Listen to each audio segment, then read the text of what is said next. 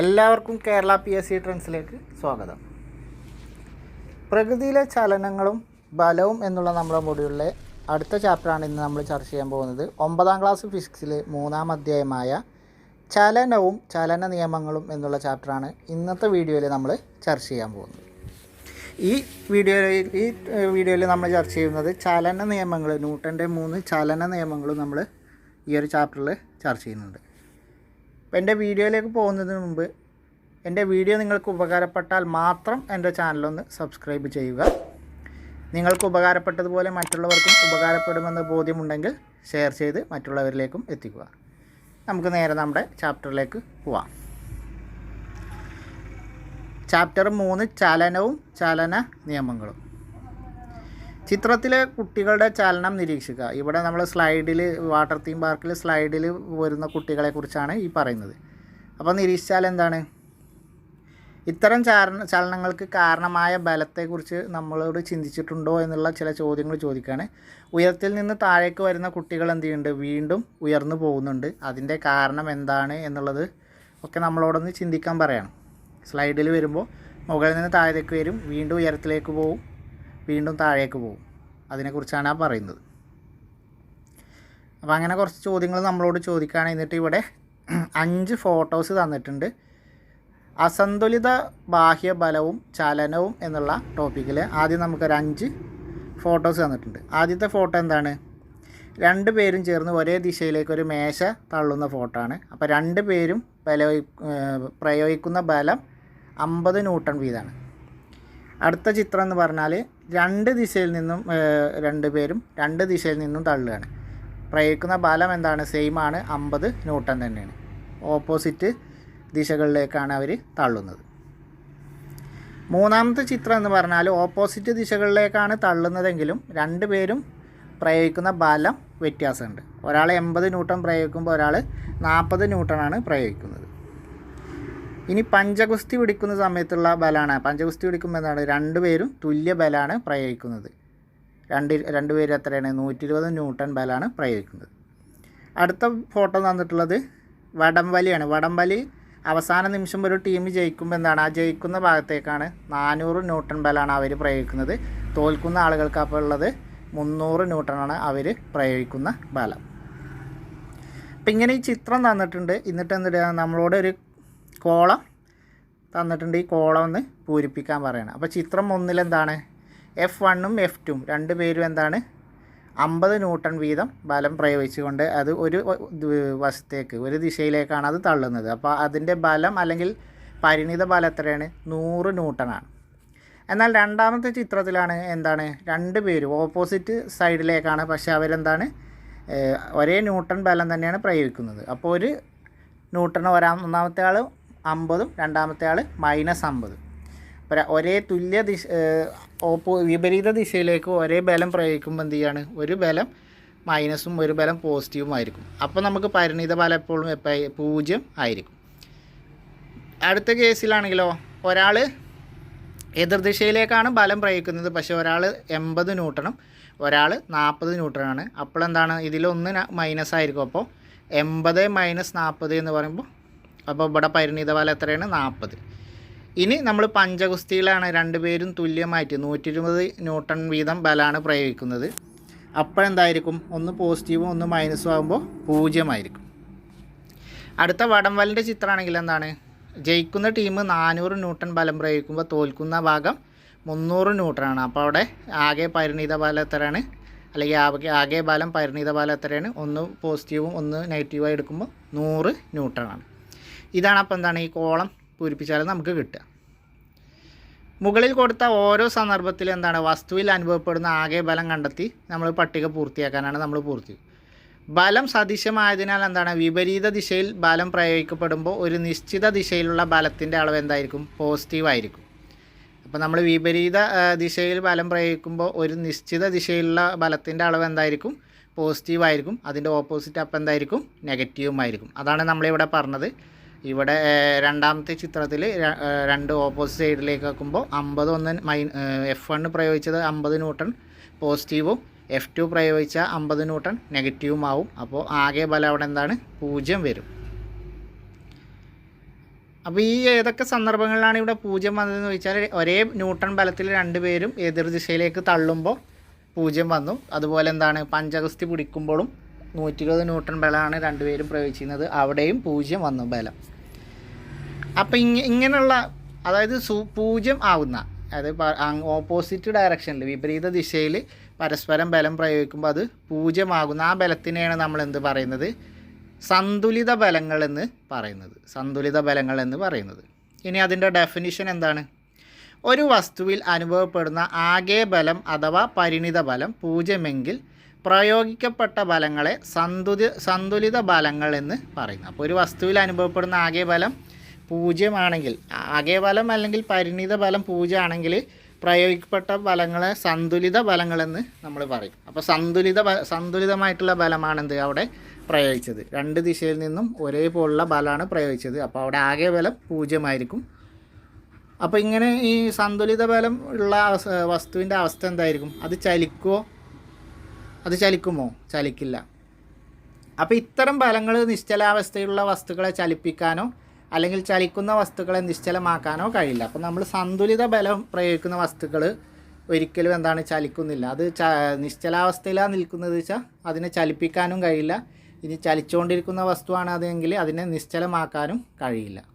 ഇപ്പോൾ സന്തുലിത ബലം എന്ന് പറഞ്ഞാൽ ആ കൺസെപ്റ്റ് നിങ്ങൾക്ക് കിട്ടിയെന്ന് വിചാരിക്കുന്നു. അപ്പോൾ സന്തുലിത ബലം പ്രയോഗിക്കുമ്പോൾ എന്താണ്, നിശ്ചലാവസ്ഥയിലുള്ള വസ്തുവാണെങ്കിൽ അതിനെ നമുക്ക് എന്ത് ചെയ്യുക, ചലിപ്പിക്കാൻ കഴിയില്ല. അതുപോലെ ചലിച്ചുകൊണ്ടിരിക്കുന്ന വസ്തുവാണെങ്കിൽ അതിനെ നിശ്ചലാവസ്ഥയിലാക്കാനും കഴിയില്ല. കാരണം സന്തുലിത ബലമാണ്, രണ്ട് എതിർ ദിശയിൽ ഒരുപോലെ ആണ് ബലം വരുന്നത്. അവിടെ ആകെ ബലം 0 ആയിരിക്കും.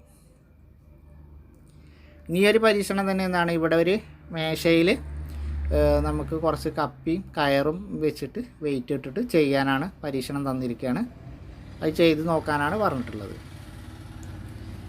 ഇനി ഇവിടെ നമുക്ക് ഈ രണ്ടും ഒരേ ബലം തന്നെ. അപ്പോൾ ഇനി ഇതിൽ 200 kg എന്നുള്ളത് ഇത് കിലോഗ്രാം മാറ്റിക്കഴിഞ്ഞാൽ എന്ത് ചെയ്യുന്നുണ്ട്, ഒരു ഭാഗത്ത് നമ്മൾ പ്രയോഗിക്കുന്ന കിലോഗ്രാം മാറ്റിക്കഴിഞ്ഞാൽ ആ വസ്തുവിന് ചലനം സംഭവിക്കുന്നുണ്ട്. അതിൻ്റെ ഇപ്പോൾ ഈ ഒരു മരക്കഷ്ണം ഇങ്ങോട്ട് നീങ്ങും. അപ്പോൾ ഒരു സൈഡിൽ ബലം വെയിറ്റ് കുറച്ച് കഴിഞ്ഞാൽ ആ വെയിറ്റ് കൂടുതലുള്ള ഭാഗത്തേക്ക് മരക്കഷ്ണം ചലിക്കും. അപ്പോൾ ഇതിനെ നമ്മൾ എന്താണ് പറയുന്നത്, ഒരു വസ്തുവിൽ അസന്തുലിത ബലം പ്രയോഗിക്കുമ്പോൾ എന്ത് ചെയ്യും, നിശ്ചലാവസ്ഥയിലുള്ള വസ്തുവിൻ്റെ ചലനം സംഭവിക്കുകയും ചലനാവസ്ഥയിലുള്ള വസ്തുവിൻ്റെ ചലനദിശക്കോ വേഗത്തിനോ മാറ്റം വരികയും ചെയ്യും. അപ്പോൾ നമ്മൾ സന്തുലിത ബലത്തെക്കുറിച്ച് ഇപ്പോൾ പറഞ്ഞു. അത് വസ്തുവിൻ്റെ ചലനമാറ്റത്തിനോ അല്ലെങ്കിൽ നിശ്ചലാവസ്ഥയിലുള്ള വസ്തു ചലിപ്പിക്കാനോ കഴിയില്ല എന്ന് പറഞ്ഞു, സന്തുലിത ബലം. എന്നാൽ അസന്തുലിത ബലം പ്രയോഗിക്കുമ്പോൾ എന്താണ്, അവിടെ നമ്മൾ നേരെ ഓപ്പോസിറ്റാണ്. നിശ്ചലാവസ്ഥയിലുള്ള വസ്തുവിനെ ചലിപ്പിക്കാനും അതുപോലെ ചലനാവസ്ഥയുള്ള വസ്തുവിൻ്റെ ചലനത്തിൻ്റെ വേഗത കൂട്ടാനോ അല്ലെങ്കിൽ അതിനെ നിശ്ചലമാക്കാനോ ഒക്കെ നമുക്ക് അസന്തുലിത ബലം പ്രയോഗിക്കുമ്പോൾ സാധിക്കും. അപ്പോൾ അസന്തുലിത ബലം പ്രയോഗിക്കുമ്പോൾ നമ്മൾ നേരെ പറഞ്ഞ സന്തുലിത ബലത്തിൻ്റെ നേരെ ഓപ്പോസിറ്റാണ്. ഇവിടെ നമുക്കൊരു വസ്തുവിനെ ചലനാവസ്ഥയിലാക്കാനും ചലിച്ചുകൊണ്ടിരിക്കുന്നതിൻ്റെ സ്പീഡ് കൂട്ടാനും വേഗത കൂട്ടാനും അല്ലെങ്കിൽ അതിനെ നിശ്ചലമാക്കാനൊക്കെ കഴിയും അസന്തുലിത ബലം പ്രയോഗിക്കുമ്പോൾ. ഒരു വാഹനത്തിൽ നിന്നുകൊണ്ട് ആ വാഹനം തള്ളി നീക്കാൻ ശ്രമിച്ചാൽ എന്തായിരിക്കും, വാഹനം ചലിക്കില്ല. അപ്പോൾ ആന്തരിക വസ്തുവിനെ ചലിപ്പിക്കാൻ കഴിയില്ല എന്നും ഒരു വസ്തു ചലിക്കണമെങ്കിൽ അസന്തുലിത ബാഹ്യബലം പ്രയോഗിക്കണമെന്നുമാണ് ഇതുകൊണ്ട് നമ്മൾ മനസ്സിലാക്കുന്നത്. ഇപ്പോൾ നമ്മൾ ആ വണ്ടിയിൽ കയറിയിട്ട് തള്ളുമ്പോൾ വണ്ടി ചലിക്കില്ല എന്നുള്ളതിന് നമ്മൾ മനസ്സിലാക്കുന്നത് എന്താണ്, ആന്തരിക ബലങ്ങൾക്ക് വസ്തുവിനെ ചലിപ്പിക്കാൻ കഴിയില്ല. അതുപോലെ ഒരു വസ്തു ചലിക്കണമെങ്കിൽ എന്താണ്, അസന്തുലിത ബാഹ്യബലം പ്രയോഗിക്കണം. ഒരു വസ്തു ചലിക്കണമെങ്കിൽ അസന്തുലിതമായൊരു ബാഹ്യബലം നമ്മൾ പ്രയോഗിക്കണം. ഒരു വസ്തുവിന് നേർരേഖാ സമചലനത്തിൽ തുടരുന്നതിന് അസന്തുലിത ബാഹ്യബലം ആവശ്യമാണ്. അപ്പോൾ ഒരു വസ്തുവിന് നേർരേഖാ സമചലനത്തിൽ തുടരാൻ എന്തുണ്ട്, അസന്തുലിതമായ ബാഹ്യബലം ആവശ്യമാണ്. ഈ ഒരു സംഭവം അല്ലെങ്കിൽ ഇത് അസന്തുലിതമായ ബാഹ്യബലം ഒരു വസ്തുവിന് നേർരേഖാ സമചലനത്തിൽ തുടരാൻ അസന്തുലിതമായ ബാഹ്യബലം ആവശ്യമാണ് എന്ന് കണ്ടെത്തിയത് ഗലീലിയോ ഗലീലി എന്നുള്ള ശാസ്ത്രജ്ഞനാണ്. ഗലീലിയോ ആണ് അത് കണ്ടെത്തിയത്. അദ്ദേഹം പരീക്ഷണങ്ങളിലൂടെയാണ് ആ ഒരു കണ്ടെത്തിയത്, ഈ ഒരു സംഭവം കണ്ടെത്തിയത്. അപ്പോൾ അദ്ദേഹം നടത്തിയ അതിനുള്ള പരീക്ഷണങ്ങളുടെ ഒരു ഫോട്ടോ ആണ് ഇവിടെ തന്നിട്ടുള്ളത്. ഒരു ബോള് ചെരിഞ്ഞ പ്രതലത്തിൽ നിന്ന് താഴേക്ക് മൂവിച്ചിട്ടും കണ്ടുള്ള പരീക്ഷണം. ഇങ്ങനെയാണ് അദ്ദേഹം അത് തെളിയിച്ചത്. ഇനി അദ്ദേഹത്തിൻ്റെ ചലിച്ചുകൊണ്ടിരിക്കുന്ന ഒരു വസ്തുവിന് നേർരേഖാ സമചലനത്തിൽ തുടരുന്നതിന് അസന്തുലിത ബാഹ്യബലം ആവശ്യമില്ല. അപ്പോൾ ചലിച്ചുകൊണ്ടിരിക്കുന്ന ഒരു വസ്തു, ഇപ്പോൾ ഒരു വസ്തു ചലിച്ചുകൊണ്ടിരിക്കുന്ന വസ്തുവാണെങ്കിൽ അതിന് നേർരേഖാ സമചലനത്തിന്, ഒരു വസ്തു ചലിച്ചുകൊണ്ടിരിക്കുകയാണെങ്കിൽ അതിൻ്റെ നേർരേഖാ സമചലനത്തിന് അസന്തുലിതമായ ബാഹ്യബലം എന്താണ് ആവശ്യം ഇല്ല എന്നുള്ളതാണ് എന്ത് ഗലീലിയോയുടെ കണ്ടെത്തൽ. അപ്പോൾ ചലിച്ചുകൊണ്ടിരിക്കുന്ന ഒരു വസ്തുവിന് നേർരേഖാ സമചലനത്തിന് എന്താണ് അസന്തുലിതമായ ബാഹ്യബലം ആവശ്യം ഇല്ല. ഇനി നമുക്ക് ഗലീലിയെ കുറിച്ച് നോക്കാം. ഗലീലിയോ ഗലീലി ഭൗതിക ശാസ്ത്രത്തിൻ്റെ വിവിധ മേഖലകളിൽ കഴിവ് തെളിയിച്ച ശാസ്ത്രജ്ഞനാണ് ആര്? ഗലീലിയോ ഗലീലി എന്ന് പറയുന്നത്. കുട്ടിയായിരിക്കുമ്പോൾ തന്നെ എന്താണ് ഗണിതത്തിലും പ്രകൃതി ശാസ്ത്രത്തിലും അതീവമായ താല്പര്യം അദ്ദേഹത്തിനുണ്ടായിരുന്നു. പക്ഷേ പിതാവിൻ്റെ ആഗ്രഹപ്രകാരം അദ്ദേഹം എന്താണ് പിസ സർവകലാശാലയിൽ വൈദ്യശാസ്ത്ര വിദ്യാർത്ഥിയായിട്ടാണ് ചേർന്നത്. വലിയ വസ്തുക്കൾ ഭൂമിയിൽ വേഗത്തിൽ വീഴുമെന്ന് അരിസ്റ്റോട്ടിൽ നടത്തിയ വാദഗതിയെക്കുറിച്ച് അദ്ദേഹം പഠനം നടത്തുകയും പിസയിലെ ചെരിഞ്ഞ ഗോപുരത്തിൽ വെച്ച് ചില പരീക്ഷണങ്ങൾ അദ്ദേഹം നടത്തി. നടത്തിയിട്ട് എന്ത് ചെയ്തു? ഈ വാദഗതി തെറ്റാണെന്ന് തെളിയിച്ചു. അരിസ്റ്റോട്ടലിൻ്റെ വാദഗതി തെറ്റാണെന്ന് തെളിയിച്ചത് ഗലീലിയോ ആണ്. അദ്ദേഹം അതിന് പിസയിലെ ചെരിഞ്ഞ ഗോപുരത്തിൽ വെച്ചാണ് ആ പരീക്ഷണങ്ങൾ നടത്തിയത്. 1585 മുതൽ 1592 വരെയുള്ള കാലയളവിലാണ് ഗലീലിയോ തൻ്റെ ആദ്യ ശാസ്ത്ര പുസ്തകമായ ദ ലിറ്റിൽ ബാലൻസ് രചിച്ചത്. അപ്പോൾ ഗലീലിയോയുടെ ആദ്യ ശാസ്ത്ര പുസ്തകം ഏതാണ്? The little balance. അപ്പോൾ ദ ലിറ്റിൽ ബാലൻസ് എന്ന പുസ്തകത്തിൻ്റെ രചയിതാവ് ആരാണ്? ഗലീലിയോ ഗലീലിയാണ്. അദ്ദേഹത്തിൻ്റെ വേറെയും പുസ്തകം നമുക്ക് പഠിക്കാണ്ട്, ഇത് പ്രധാനപ്പെട്ടതാണ്. SCRT ഫാക്റ്റ് ആയതുകൊണ്ട് തന്നെ പ്രതീക്ഷിക്കാവുന്ന ഒരു ചോദ്യമാണ് സയൻസ് ഭാഗത്ത്.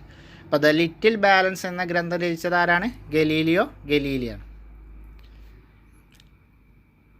സമത്വരണത്തിലുള്ള വസ്തുക്കൾ സഞ്ചരിക്കുന്ന ദൂരം സമയത്തിൻ്റെ വർഗത്തിന് നേർ അനുപാതത്തിലാണെന്ന് അദ്ദേഹം കണ്ടെത്തി.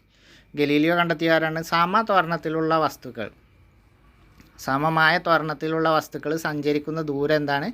സമയത്തിൻ്റെ വർഗത്തിന് നേർ അനുപാതത്തിലായിരിക്കുമെന്ന് കണ്ടെത്തിയത് ആരാണ്? ഗലീലിയോ ഗലീലിയാണ്. ഗലീലിയോ നിർമ്മിച്ച ദൂരദർശിനി അന്ന് നിലവിലുള്ളതിനേക്കാൾ അനേകം മടങ്ങ് ശേഷിയുള്ളതാണ്. ദൂരദർശിനി ഉപയോഗിച്ചുള്ള തുടർച്ചയായ നിരീക്ഷണങ്ങളിലൂടെ വ്യാഴത്തിൻ്റെ ഉപഗ്രഹങ്ങളെ കണ്ടെത്തുന്നതിനും ഭ്രമണം തിരിച്ചറിയുന്നതിനും ഗലീലിയോക്ക് സാധിച്ചു. ശനിയുടെ വലയങ്ങളും ക്ഷീരപഥത്തിലെ നക്ഷത്രങ്ങളും അദ്ദേഹം എന്ത് ചെയ്തു? ദൂരദർശിനി ഉപയോഗിച്ച് നിരീക്ഷണ വിധേയമാക്കി. ആകാശ നിരീക്ഷണങ്ങളെക്കുറിച്ചുള്ള സ്റ്റാറി മെസ്സഞ്ചർ, സൂര്യകളങ്കങ്ങളെക്കുറിച്ചുള്ള discourse of floating bodies, letters on sunspot എന്നീ പുസ്തകങ്ങൾ അദ്ദേഹം രചിച്ചത്. അപ്പോൾ ഗലീലിയോയുടെ മറ്റു പുസ്തകങ്ങൾ ഏതൊക്കെയാണ്? സ്റ്റാറി മെസ്സഞ്ചർ, അതുപോലെ discourse of floating bodies, letters on sunspot, discourse of floating bodies, starry messenger എന്നിവയൊക്കെ ഗലീലിയോയുടെ പുസ്തകങ്ങളാണ്.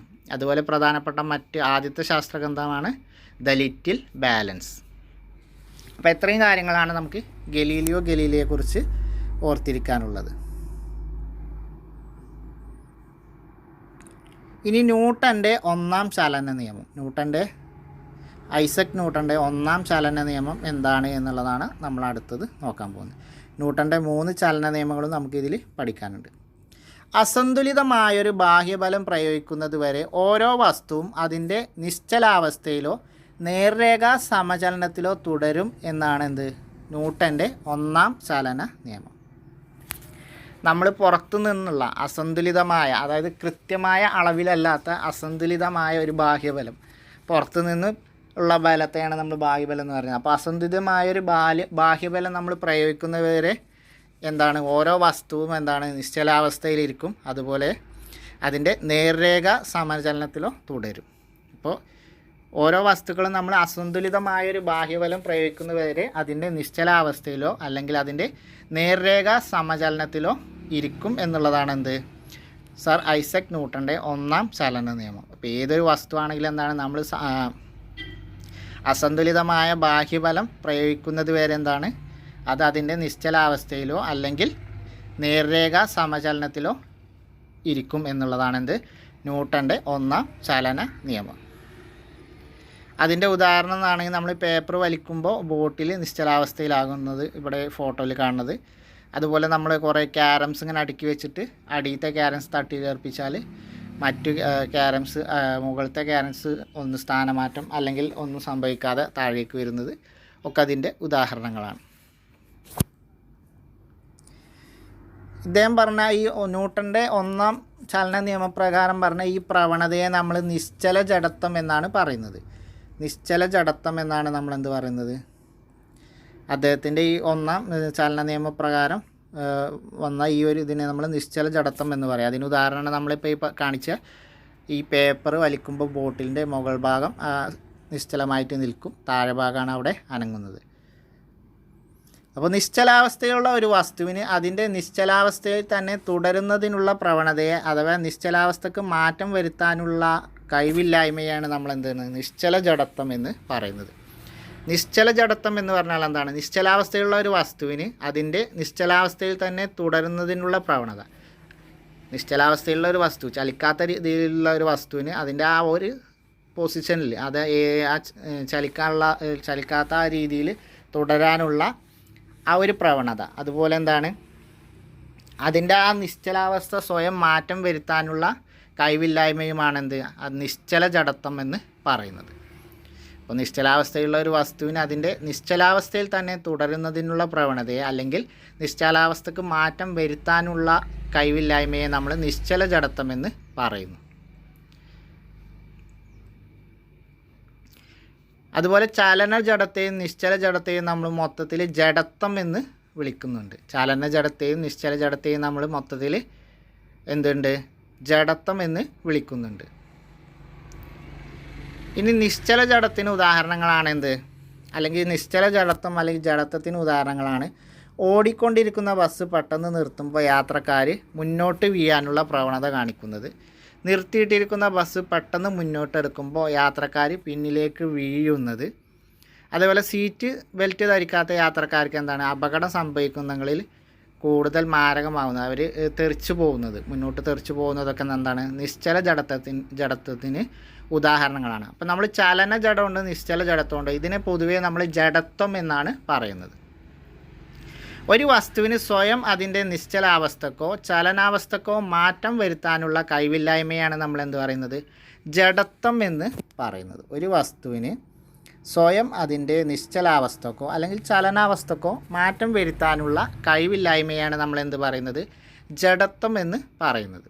ഒരു വസ്തുവിന് സ്വയം അതിൻ്റെ നിശ്ചലാവസ്ഥക്കോ അല്ലെങ്കിൽ ചലനാവസ്ഥക്കോ മാറ്റം വരുത്താനുള്ള കഴിവില്ലായ്മയെ നമ്മൾ എന്ത് പറയും? ജഡത്വം എന്ന് പറയും. ഇനി നിശ്ചല ജഡത്വത്തിനും ചലന ജഡത്വത്തിനും ചില ഉദാഹരണങ്ങളാണ്. മാവിൻ്റെ കൊമ്പ് കുലുക്കുമ്പോൾ എന്ത് ചെയ്യും? അത് ചലിക്കാൻ തുടങ്ങും. അതിൻ്റെ ആ ഒരു അവസരത്തിൽ എന്ത് ചെയ്യും? മാങ്ങ അടർന്നു വീഴും. മാവിൻ്റെ കൊമ്പ് കുലുക്കുമ്പോൾ എന്ത് ചെയ്യും? മാവിൻ്റെ കൊമ്പ് ചലിക്കും. ആ അവസരത്തിൽ എന്ത് ചെയ്യും? മാങ്ങ അടർന്നു വീഴും. ഇതെന്താണ്? നിശ്ചല ജഡത്വത്തിന് ഉദാഹരണമാണ്. ഇനി ചലന ജഡത്വത്തിന് ഉദാഹരണമാണ് ഓടി വരുന്ന അത്ലറ്റിന് ഫിനിഷിംഗ് ലൈനിൽ എത്തിയാലുടനെ ഓട്ടം അവസാനിപ്പിക്കാൻ കഴിയാത്തത് എന്താണ്? ചലന ജഡത്വത്തിന് ഉദാഹരണമാണ്.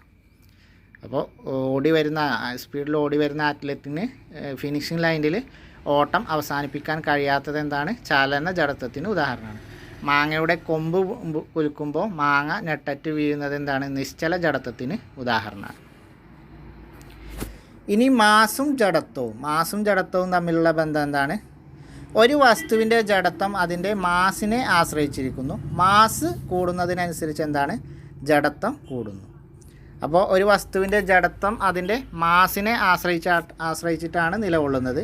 മാസ് കൂടുമ്പോൾ എന്താണ്? ജഡത്വം കൂടും. മാസ് കൂടുന്നതിനനുസരിച്ച് ജഡത്വവും കൂടും. ഒരു വസ്തുവിൻ്റെ ജഡത്വം എന്താണ്? അതിൻ്റെ മാസിനെ ആശ്രയിച്ചിരിക്കും. മാസ് കൂടുമ്പോൾ ജഡത്വവും കൂടുന്നു.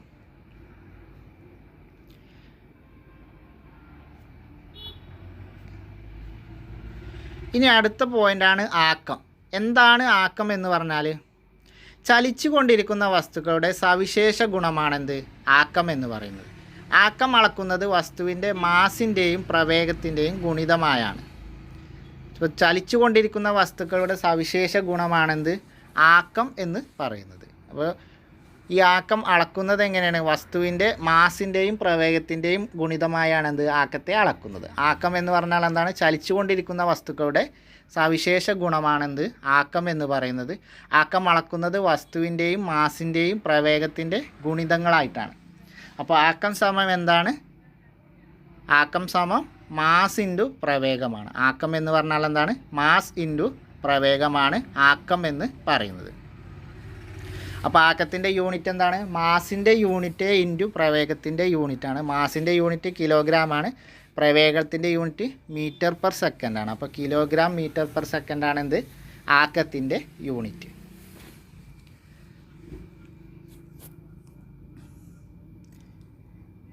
ഇനി നമ്മളിവിടെ ബ്രേക്ക് ചെയ്യുമ്പോഴുള്ള സുരക്ഷിതത്വം എന്ന് പറഞ്ഞിട്ട് ചെറിയൊരു അതിനെക്കുറിച്ചുള്ള ഒരു കാര്യമാണ്. ചലിക്കുന്ന വാഹനങ്ങൾക്കെല്ലാം എന്താണ് ആക്കമുണ്ട്. അപ്പോൾ ഉയർന്ന ആക്കമുള്ള വാഹനങ്ങൾ പെട്ടെന്ന് ബ്രേക്ക് ഉപയോഗിച്ച് നിർത്തുന്നത് എളുപ്പമല്ല. അതുകൊണ്ട് എന്താണ് കൃത്യതയോട് കൂടിയ ആധുനിക ബ്രേക്കിംഗ് രീതികൾ പോലും എന്താണ് ഘർഷണം കുറഞ്ഞ നിലവാരമില്ലാത്ത റോഡുകളിൽ പരാജയപ്പെടും. അതുകൊണ്ട് അമിത വേഗവും അശ്രദ്ധയും എന്താണ് ദിനം പ്രതി അപകടങ്ങൾ വിളിച്ചു വരുത്താൻ ഇടയാക്കും. ഏറ്റവും സുരക്ഷിതമായ ബ്രേക്കിംഗ് ചലിക്കുന്ന രണ്ട് വാഹനങ്ങൾക്കിടയിൽ കുറഞ്ഞത് ഒരു 10 മീറ്ററെങ്കിലും അകലം ആവശ്യമാണ്. അപ്പോൾ വാഹനങ്ങളുടെ വേഗത്തിനനുസരിച്ച് ഈ ദൂരം കൂടിയിരിക്കുന്നത് കൂടുതൽ സുരക്ഷിതത്വം നൽകും. അത് ജസ്റ്റ് നമുക്കൊരു ബേസിക് കാര്യമാണ്, അത് നമുക്കൊന്ന് ജസ്റ്റ് പറഞ്ഞു എന്ന് മാത്രമേ ഉള്ളൂ. ന്യൂട്ടൻ്റെ ഒന്നാം ചലന നിയമം നമ്മൾ പഠിച്ചു. ഇനി ന്യൂട്ടൻ്റെ രണ്ടാം ചലന നിയമം നമുക്ക് നോക്കാം. ന്യൂട്ടൻ്റെ രണ്ടാം ചലന നിയമം. ഒരു വസ്തുവിനുണ്ടാകുന്ന ആക്ക വ്യത്യാസത്തിൻ്റെ നിരക്ക് ആ വസ്തുവിൽ പ്രയോഗിക്കുന്ന അസന്തുലിത ബാഹ്യബലത്തിന് നേർ അനുപാതത്തിലായിരിക്കും. അപ്പോൾ ന്യൂട്ടൻ്റെ രണ്ടാം ചലന നിയമം എന്താണ്? ഒരു വസ്തുവിനുണ്ടാകുന്ന ആക്ക വ്യത്യാസത്തിൻ്റെ നിരക്ക് ആ വസ്തുവിൽ പ്രയോഗിക്കുന്ന അസന്തുലിത ബാഹ്യബലത്തിന് നേർ അനുപാതത്തിലായിരിക്കും. ഒരു വസ്തുവിനുണ്ടാകുന്ന ആക്ക വ്യത്യാസത്തിൻ്റെ നിരക്ക്, ആക്കത്തിലുണ്ടാകുന്ന വ്യത്യാസത്തിൻ്റെ നിരക്ക് എന്താണ്? ആ വസ്തുവിൽ നമ്മൾ പ്രയോഗിക്കുന്ന അസന്തുലിത ബാഹ്യബലത്തിൻ്റെ നേർ അനുപാതത്തിലായിരിക്കും. നമ്മൾ അസന്തുലിതമായ ബാഹ്യബലം പ്രയോഗിക്കുന്നതിൻ്റെ നേർ അനുപാതത്തിലായിരിക്കും എന്ത് ചെയ്യും? ഒരു വസ്തുവിനുണ്ടാകുന്ന ആക്ക വ്യത്യാസത്തിൻ്റെ നിരക്ക്. ഇതാണെന്ത്? ഐസക് ന്യൂട്ടൻ്റെ രണ്ടാം ചലന നിയമം. ഇത് പ്രകാരം ഇക്വേഷൻ എഴുതുകയാണെങ്കിൽ നമുക്ക് എങ്ങനെ ചെയ്യാം? എഫ് സമം എം എ എന്ന് അവസാനം കിട്ടും. എഫ് സമം എം എ എന്ന് കിട്ടും. ബലത്തിൻ്റെ യൂണിറ്റ് എന്താണ്? ന്യൂട്ടണാണ്. ബലത്തിൻ്റെ യൂണിറ്റ് ന്യൂട്ടണാണ്. 1 കിലോഗ്രാം മാസുള്ള വസ്തുവിന് 1 മീറ്റർ പെർ സെക്കൻഡ് സ്ക്വയർ ത്വരണം ഉണ്ടാക്കാൻ ആവശ്യമായ ബലമാണെന്ത്? 1 ന്യൂട്ടൺ എന്ന് പറയുന്നത്. ബലത്തിൻ്റെ യൂണിറ്റ് ന്യൂട്ടണാണ്. 1 കിലോഗ്രാം മാസുള്ള വസ്തുവിന് 1 മീറ്റർ പെർ സെക്കൻഡ് സ്ക്വയർ ത്വരണം ഉണ്ടാക്കാൻ ആവശ്യമായ ബലമാണ് 1 ന്യൂട്ടൺ. അപ്പോൾ ഇവിടെ എഫ് സമം കെ എം എ ആയാൽ ഒന്ന് സമയം എന്താണ്? K into 1 into 1. അപ്പോൾ കെ എന്ന് പറഞ്ഞാൽ എന്താണ്? 1. ഇതനുസരിച്ചാണ് ഇവിടെ നമുക്ക് ഈ മുദ്രാവാക്യം വന്നത്. എഫ് ഇൻറ്റു 1 എം എ എന്ന് വന്നിട്ട് എഫ് സമം എം എ എന്നുള്ള ഈ ഒരു മുദ്രാവാക്യമല്ല, ഈ ഒരു സൂത്രവാക്യം നമുക്ക് കിട്ടിയത്. അപ്പോൾ രണ്ടാം ചലന നിയമം അതിൻ്റെ സൂത്രവാക്യം എന്താണ്? എഫ് സമം എം എ എന്നുള്ള ഇതാണ് ഇതിൻ്റെ ന്യൂട്ടൻ്റെ സമവാക്യം.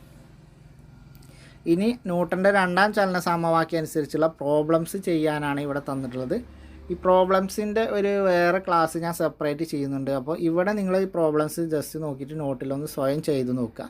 എന്തെങ്കിലും സംശയം ഉണ്ടെങ്കിൽ ചോദിക്കുക. അതിൻ്റെ ഞാൻ സെപ്പറേറ്റ് ചെയ്യുന്നതുകൊണ്ട് എന്താണ് ഇവിടെ അത് വിശദീകരിച്ച് പോകുന്നില്ല.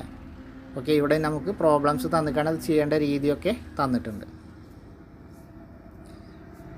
ഇനി നമുക്ക് ആവേഗം എന്താണ് എന്നുള്ളത് നോക്കാം. ആവേഗം എന്ന് പറഞ്ഞാൽ എന്താണ്? ആവേഗം അല്ലെങ്കിൽ ഇമ്പൾസ്. ബലം ഇൻറ്റു സമയമാണെന്ത്? ആവേഗം. ഒരു ചെറിയ സമയത്തേക്ക് പ്രയോഗിക്കുന്ന വലിയ ബലത്തെയാണ് നമ്മൾ ആവേഗ ബലം എന്ന് പറയുന്നത്. ഒരു ചെറിയ സമയത്തേക്ക് പ്രയോഗിക്കുന്ന വലിയ ബലത്തെയാണ് നമ്മൾ എന്ത് പറയുന്നത്? ആവേഗ ബലം എന്ന് പറയുന്നത്. അപ്പോൾ ആവേഗം സമയം എന്താണ്? ബലം ഇൻറ്റു സമയമാണ്. ഒരു ചെറിയ സമയത്തേക്ക് പ്രയോഗിക്കുന്ന വലിയ ബലമാണ് ആവേഗ ബലം. ആവേഗം സമം ബലം ഇൻറ്റു സമയമാണ്. അപ്പോൾ എഫ് ഇൻറ്റു ടി ആണെന്ത്? ആവേഗം എന്ന് പറയുന്നത്. എഫ് പറഞ്ഞാൽ ഫോഴ്സ്, ടി എന്ന് പറഞ്ഞാൽ ടൈം. ഇത് നമ്മൾ സൂത്രവാക്യം നോക്കുമ്പോൾ എങ്ങനെ കിട്ടും? അവസാനം എം വി സമം എം യു എന്ന് കിട്ടും. അത് എന്താണ്? ആക്ക വ്യത്യാസമാണ്.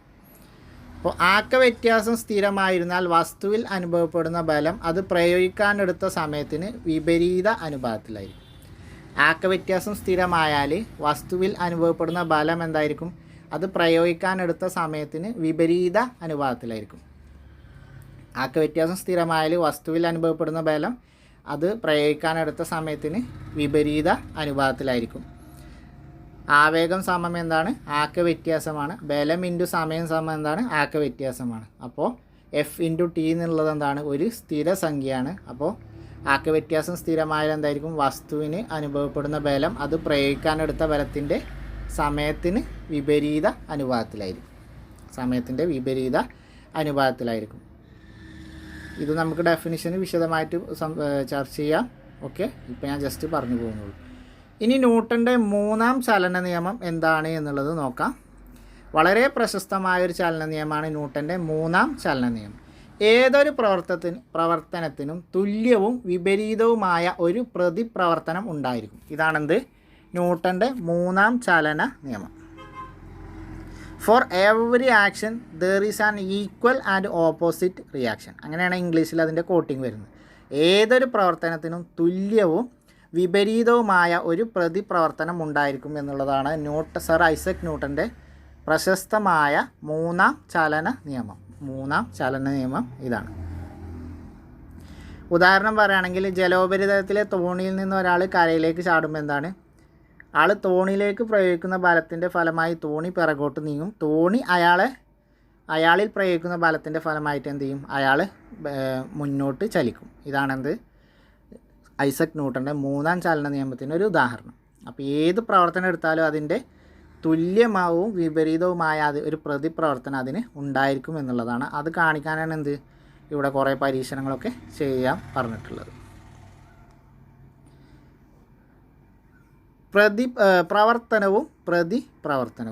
പ്രവർത്തനവും പ്രതിപ്രവർത്തനവും ഒരേ സമയം വ്യത്യസ്ത വസ്തുക്കളിൽ അനുഭവപ്പെടുന്ന ബലങ്ങളാണ്. അപ്പോൾ പ്രവർത്തനവും പ്രതിപ്രവർത്തനവും എന്ന് പറഞ്ഞാൽ എന്താണ്? ഒരേ സമയം വ്യത്യസ്ത വസ്തുക്കളിൽ അനുഭവപ്പെടുന്ന ബലങ്ങളാണ്. ഇവ തമ്മിൽ എന്താണ്? തീരെ സമയ വ്യത്യാസമില്ല. അപ്പോൾ അതുകൊണ്ടെന്താണ്? പ്രവർത്തനത്തിൻ്റെ ഫലമായാണ് പ്രതിപ്രവർത്തനം ഉളവാക്കുന്നത് എന്ന് പറയാൻ നമുക്ക് കഴിയില്ല. അതായത് രണ്ട് വസ്തുക്കൾ തമ്മിൽ ബലം അനുഭവപ്പെടുമ്പോൾ അവയുടെ ഇടയിൽ ഏതെങ്കിലും ഒരു ബലം പ്രവർത്തനമായും ഇതിന് വിപരീത ദിശയിൽ രണ്ടാമത്തെ വസ്തുവിൽ ഉണ്ടാകുന്ന ബലം പ്രതിപ്രവർത്തനമായും പരിഗണിക്കാവുന്നതാണ്. നമ്മളോട് ജസ്റ്റ് ഒന്ന് പറയാം. ഇനി ഇവിടെ ചില ഉദാഹരണങ്ങൾ പറയണം. ഐസിന് മുകളിൽ വണ്ടി തള്ളിയാൽ നീങ്ങാറില്ല. എന്താണ്? അവിടെ പ്രതിപ്രവർത്തനം ഉണ്ടാവുന്നില്ല, അതുകൊണ്ടാണ്. അതുപോലെ തന്നെ എന്താണ്? ചെളിയിൽ വസ്തുക്കളെ തള്ളി നീക്കാൻ ശ്രമിച്ചാലും നമുക്ക് നടക്കില്ല. അവിടെയും എന്താണ്? പ്രതിപ്രവർത്തനം ഉണ്ടാവുന്നില്ല. അപ്പോൾ ഏത് പ്രവർത്തനം നടക്കണമെങ്കിലും എന്താണ്? പ്രതിപ്രവർത്തനം പ്രയോഗിക്കുന്ന ഒരു ബാഹ്യ വസ്തു അവിടെ ഉണ്ടാവണം. ഏത് പ്രവർത്തനം നടക്കണമെങ്കിലും പ്രതിപ്രവർത്തനം നടക്കുന്ന അല്ലെങ്കിൽ പ്രതിപ്രവർത്തനം പ്രയോഗിക്കുന്ന ഒരു ബാഹ്യ വസ്തു അവിടെ ഉണ്ടായിരിക്കണം. അപ്പോൾ F12 എന്നത് ഒന്നാമത്തെ വസ്തുവിൽ F12 എന്നത് എന്താണ്? ഒന്നാമത്തെ വസ്തുവിൽ രണ്ടാമത്തെ വസ്തു പ്രയോഗിക്കുന്ന ബലമാണ്. F21 എന്നത് എന്താണ്? രണ്ടാമത്തെ വസ്തുവിൽ ഒന്നാമത്തെ വസ്തു പ്രയോഗിക്കുന്ന പ്രതിപ്രവർത്തനമാണ്. അപ്പോൾ നമുക്ക് ഇക്വേഷൻ എങ്ങനെ പറയാം? F12 equal to F21. F12 equal to F21. F12 എന്ന് പറഞ്ഞാൽ എന്താണ്? ഒന്നാമത്തെ വസ്തു രണ്ടാമത്തെ വസ്തുവിൽ പ്രയോഗിച്ച ബലമാണ്. F21 എന്ന് പറഞ്ഞാൽ രണ്ടാമത്തെ വസ്തു ഒന്നാമത്തെ വസ്തുവിൽ പ്രയോഗിച്ച പ്രതിപ്രവർത്തനമാണ്. അപ്പോൾ ഇത് രണ്ടും നമുക്ക് എങ്ങനെ ചെയ്യാം? F12 ഈക്വൽ ടു F21 എന്ന് നമുക്ക് ന്യൂട്ടൻ്റെ മൂന്നാം ചലന നിയമം അനുസരിച്ചൊരു ഇക്വേഷന് എഴുതാം. അടുത്തതാണ് ആക്ക സംരക്ഷണ നിയമം, law of conservation of momentum. ആക്കം എന്ന് പറഞ്ഞാൽ എന്താണ്? മൊമെൻറ്റം എന്നാണ് ഇംഗ്ലീഷിൽ പറയുക. അപ്പോൾ ആക്ക സംരക്ഷണ നിയമം. ഇവിടെ കുറേ പരീക്ഷണങ്ങളുണ്ട്, സൂത്രവാക്യങ്ങളുണ്ട്. ഇനി ആക്ക സംരക്ഷണ നിയമം എന്താണ്? ഒരു ബാഹ്യ ബലമില്ലെങ്കിൽ ഒരു വ്യൂഹത്തിൻ്റെ ആകെ ആക്കം സ്ഥിരമായിരിക്കും. ഇതാണ് എന്താണ്? ആക്ക സംരക്ഷണ നിയമം. ഒരു ബാഹ്യ ബലമില്ലെങ്കിൽ ഒരു വ്യൂഹത്തിൻ്റെ ആകെ ആക്കം എന്തായിരിക്കും? സ്ഥിരമായിരിക്കും. ഇതാണെന്ത്? ആക്ക സംരക്ഷണ നിയമം എന്ന് പറയുന്നത്. ഒരു ബാഹ്യബലം ഇല്ലെങ്കിൽ എന്താണ്? ഒരു വ്യൂഹത്തിൻ്റെ ആകെ ആക്കം സ്ഥിരമായിരിക്കും. ബാഹ്യബലം ഇല്ലെങ്കിൽ ആ വ്യൂഹത്തിൻ്റെ ആകെ ആക്കം എപ്പോഴും എന്താണ്? സ്ഥിരമായിരിക്കും. അതാണെന്ത്? ആക്ക സംരക്ഷണ നിയമം. അതിൻ്റെ അവിടെ ഇക്വേഷൻസ് ഉണ്ട്. M മാസുള്ള ഒരു തോക്കിൽ നിന്ന് V പ്രവേഗത്തോടെ ഒരു വെടിയുണ്ട പുറത്തേക്ക് പായുമ്പോൾ വെടിയുണ്ടയുടെ മാസ് M ആണെങ്കിൽ തോക്ക് പിറകോട്ട് തെറിക്കുന്ന പ്രവേഗം എത്രയായിരിക്കും? നമ്മളോട് കണ്ടെത്താനാണ്. ആക്ക സംരക്ഷണ നിയമം അനുസരിച്ച് ബാഹ്യ ബലം പ്രയോഗിക്കപ്പെടുന്നതിനാൽ വെടിയുണ്ട ഉതിർക്കുന്നതിന് മുമ്പുള്ള വെടിയുണ്ട ഉൾപ്പെടെയുള്ള തോക്കിൻ്റെ ആകെ ആക്കവും അതിന് ശേഷമുള്ള ആകെ ആക്കവും എന്താണ് തുല്യമായിരിക്കും. അപ്പോൾ 0 + 0 = 0. വെടിയുതിർത്തതിന് ശേഷമുള്ള ആകെ ആക്കം MV + MB സമം ആക്ക സംരക്ഷണ നിയമപ്രകാരം എങ്ങനെയാണ് 0 = MV + MB, MB = -MV, V = എന്താണ് -MV/M. അങ്ങനെയാണ് അതിന് സൂത്രവാക്യം അനുസരിച്ച് കണ്ടുപിടിക്കാനാണ്. ഇത് നമുക്ക് ആ പ്രോബ്ലംസ് ഏരിയ ചെയ്യുമ്പോൾ ഞാൻ വിശദീകരിച്ച് പറഞ്ഞുതരാം, അവിടെ ചെയ്തു തരാം. അതുകൊണ്ടാണ് ഇവിടെ ഇങ്ങനെ കൂടുതൽ വിശദീകരിച്ച് പറഞ്ഞു പോകാത്തത്. ഇവിടെ നിങ്ങൾ കൺസെപ്റ്റ് എന്താണെന്ന് മാത്രം മനസ്സിലാക്കിയാൽ മതി. നേർരേഖ ചലനത്തെ സംബന്ധിച്ച് ഇന്ന് നമ്മൾ വർത്തുള ചലനവും അതുപോലെ സമവർത്തുള ചലനത്തെക്കുറിച്ചാണ് ഇനി പഠിക്കാനുള്ളത്. ഈ ഒരു അധ്യാപനം അതും കൂടി പഠിച്ചാൽ ഈ ഒരു ചാപ്റ്റർ കഴിഞ്ഞു. അപ്പോൾ നേർരേഖ ചലനത്തെ സംബന്ധിച്ചുള്ള ധാരാളം വസ്തുക്കൾ നമ്മൾ മനസ്സിലാക്കിയിട്ടുണ്ട്. നമ്മുടെ ചുറ്റുപാടുമുള്ള നടക്കുന്ന ചലനങ്ങളിൽ ഏതെല്ലാം നേർരേഖ ചലനങ്ങളാണെന്ന് നമ്മളോട് എഴുതി നോക്കാനാണ്. ക്ലോക്കിൻ്റെ പെൻഡുലത്തിൻ്റെ ചലനം എന്താണ്? അത് ദോലനമാണെന്ന് നമ്മൾ പഠിച്ചിട്ടുണ്ട്. സോഡിയം വെള്ളത്തിന് മുകളിലൂടെ ചലിക്കുന്നത്. സൂര്യന് ചുറ്റും ഗ്രഹങ്ങളുടെ ചലനം. കല്ല് ചരടിൽ കെട്ടി കറക്കുന്നത്. ഇതൊക്കെ എന്ത് ചലനമാണെന്ന് നമ്മൾ കല്ല് ചരടിൽ കെട്ടി കറക്കുന്നത് എന്താണ്? വർത്തുള ചലനമാണ്. സൂര്യന് ചുറ്റും ഗ്രഹങ്ങളുടെ ചലനം എന്താണ്? അതിനെ നമ്മൾ എന്താണ് പറയുന്നത്? പരിക്രമണം, അല്ലെങ്കിൽ അതും എന്താണ്? വർത്തുള ചലനം.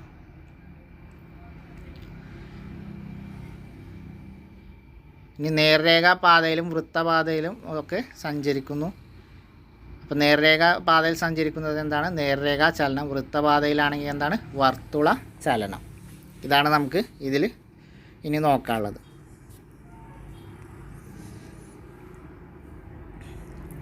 വർത്തുള ചലനത്തിലുള്ള വസ്തുവിൻ്റെ ആരത്തിലൂടെ വൃത്തകേന്ദ്രങ്ങളിലേക്ക് അനുഭവപ്പെടുന്ന ത്വരണമാണെന്ത്? അഭികേന്ദ്ര ത്വരണം. അപ്പോൾ അഭികേന്ദ്ര ത്വരണം എന്ന് പറഞ്ഞാൽ എന്താണ്? വർത്തുള ചലനത്തിലുള്ള വസ്തുവിൻ്റെ ആരത്തിലൂടെ വൃത്തകേന്ദ്രത്തിലേക്ക് അനുഭവപ്പെടുന്ന ത്വരണം. ഒരു വസ്തുവിൽ അഭികേന്ദ്ര ത്വരണം ഉണ്ടാകാൻ ആവശ്യമായ ബലം എന്താണ്? അഭികേന്ദ്ര ബലം. അഭികേന്ദ്ര ബലവും അഭികേന്ദ്ര ത്വരണവും അനുഭവപ്പെടുന്നത് വൃത്തകേന്ദ്രത്തിലായിരിക്കും. വർത്തുള ചലനത്തിലുള്ള വസ്തുവിന് ആരത്തിലൂടെ വൃത്തകേന്ദ്രത്തിലേക്ക് അനുഭവപ്പെടുന്ന ത്വരണമാണെന്ത്? അഭികേന്ദ്ര ത്വരണം എന്ന് പറയുന്നത്. ഒരു വസ്തുവിൽ അഭികേന്ദ്ര ത്വരണം ഉണ്ടാക്കാൻ ആവശ്യമായ ബലമാണെന്ത്? അഭികേന്ദ്ര ബലം എന്ന് പറയുന്നത്. അപ്പോൾ അങ്ങനെ അഭികേന്ദ്ര ബലവും അഭികേന്ദ്ര ത്വരണവും അനുഭവപ്പെടുന്നത് എന്തായിരിക്കും? ഒരു വൃത്തകേന്ദ്രത്തിൻ്റെ ഉള്ളിലായിരിക്കും. അപ്പോൾ അതിനുള്ള സൂത്രവാക്യം എങ്ങനെ എന്താണ്? അഭികേന്ദ്ര ബലം അഥവാ FE = mv²/r ആയിരിക്കും. mv²/r ആണെന്ത്? അഭികേന്ദ്ര ബലം എന്ന് പറയുന്നത്. r എന്ന് പറയുന്നത് എന്താണ്? അതിൻ്റെ ആരമാണ്. m മാസ്, v എന്ന് പറയുന്നത് അതിൻ്റെ വെലോസിറ്റി അല്ലെങ്കിൽ അതിൻ്റെ പ്രവേഗമാണെന്ത്? v എന്നുള്ളത്. അപ്പം നമ്മൾ അഭികേന്ദ്ര ബലവും അഭികേന്ദ്ര ത്വരണവും എന്താണെന്ന് മനസ്സിലാക്കി. വൃത്തപാതയിലൂടെ സഞ്ചരിക്കുന്ന ഒരു വസ്തു തുല്യ സമയം കൊണ്ട് തുല്യ ദൂരം സഞ്ചരിക്കുന്നുവെങ്കിൽ അതിനെയാണ് നമ്മൾ എന്ത് പറയുന്നത്? സമവർത്തുള ചലനം. അപ്പോൾ വൃത്തപാതയിലൂടെയുള്ള ചലനമാണ് എന്ത്? വർത്തുള ചലനം. ഇനി സമവർത്തുള ചലനം എന്ന് പറഞ്ഞാൽ എന്താണ്? വൃത്തപാതയിലൂടെ സഞ്ചരിക്കുന്ന വസ്തു എന്താണ്? തുല്യ സമയം കൊണ്ട് തുല്യ ദൂരമാണ് സഞ്ചരിക്കുന്നതെങ്കിൽ അതാണ് എന്ത്? സമവർത്തുള ചലനം. അപ്പോൾ വൃത്തപാതയിലൂടെ സഞ്ചരിക്കുന്ന ഒരു വസ്തു തുല്യ സമയം കൊണ്ട് തുല്യ ദൂരമാണ് സഞ്ചരിക്കുന്നതെങ്കിൽ അതിനെയാണ് നമ്മൾ എന്ത് പറയുന്നത്? സമവർത്തുള ചലനം എന്ന് പറയുന്നത്. വൃത്താകാര പാതയിലുള്ള സഞ്ചാരമാണ് വർത്തുള ചലനം. അങ്ങനെ ആ വൃത്താകാര പാതയിൽ ചലിക്കുന്ന വസ്തു തുല്യ സമയങ്ങളിൽ തുല്യ ദൂരമാണ് സഞ്ചരിക്കുന്നത് എങ്കിൽ അതാണെന്ത്? സമവർത്തുള ചലനം. അപ്പോൾ ഇത്രയാണ് നമുക്ക് ഈ ഒരു ചാപ്റ്ററിൽ പഠിക്കാനുള്ളത്. ഇനി നമുക്ക് 9ാം ക്ലാസ്സിലെ തന്നെ ഇതിൻ്റെ കണ്ടിന്യൂസ് ആയി വരുന്ന അടുത്ത ചാപ്റ്ററും കൂടിയാണ് ഈ ഒരു മൊഡ്യൂളിൽ പഠിക്കാനുള്ളത്. അത് കഴിഞ്ഞാൽ നമുക്ക് ഈ ഒരു മൊഡ്യൂൾ തീരുകയാണ്. പിന്നെ നമുക്ക് പുതിയൊരു മൊഡ്യൂൾ തുടങ്ങാം. അപ്പോൾ ഇത്രയാണ് ഈ ഒരു ചാപ്റ്ററിൽ പഠിക്കാനുള്ളത്. ഇനി ഇവിടെ കുറച്ച് പഠന പ്രവർത്തനം കാര്യങ്ങളൊക്കെ തന്നിട്ടുണ്ട്. അതൊക്കെ ജസ്റ്റ് ഒന്ന് നിങ്ങൾ വായിച്ച് നോക്കാം. ഇനി നമുക്ക് പഠിക്കാനുള്ളത് ഗുരുത്വാകർഷണം എന്നുള്ള 4ാമത്തെ ചാപ്റ്ററാണ്. ആ ഒരു ചാപ്റ്റർ പഠിച്ചു കഴിഞ്ഞാൽ നമുക്ക് ഈ ഒരു മൊഡ്യൂൾ അവസാനിക്കും. പിന്നെ നമുക്ക് പുതിയൊരു മൊഡ്യൂൾ തുടങ്ങാം. അപ്പോൾ ഇത്രയാണ് നമുക്ക് പഠിക്കാനുള്ളത്. മറ്റൊരു വീഡിയോയുമായി നാളെ കാണാം. അതുവരെ എല്ലാവർക്കും താങ്ക് യു.